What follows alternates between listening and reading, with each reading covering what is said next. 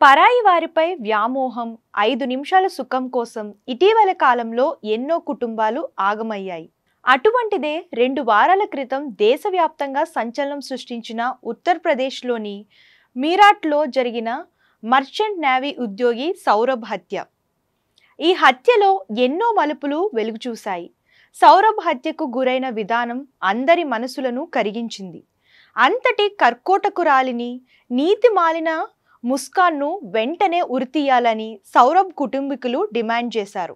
4 ఏళ్లుగా లండన్లో ఉంటున్న సౌరభ్ తన భార్య ముస్కాన్ బర్త్డే కోసం గత ఫిబ్రవరిలోనే భారత్కు వచ్చాడు.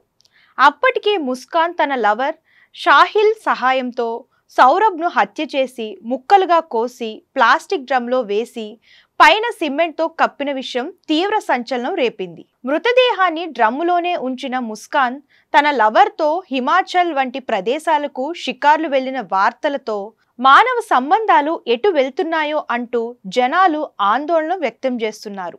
లండన్లో ఉంటున్న సౌరభ్ మర్చెంట్ నేవీ ఉద్యోగం చేస్తున్నాడు.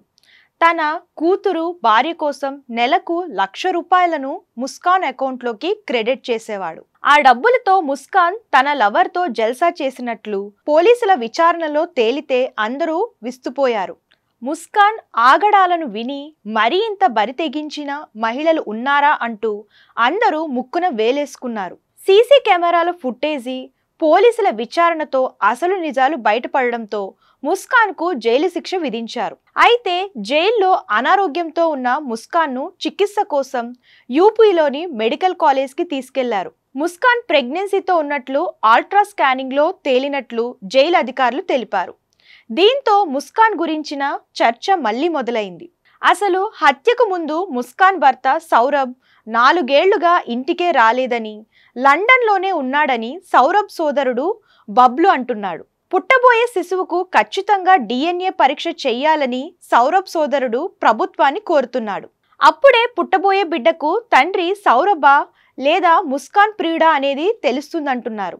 ఎంతైనా ప్రేమించి పెళ్లి చేసుకున్నా, పెద్దలు కుదిర్చిన పెళ్లి చేసుకున్నా, ఇతరులపై వ్యామోహం పెంచుకుంటే ఇటువంటి హత్యలే జరుగుతాయని పలువురు మానసిక నిపుణులు అంటున్నారు.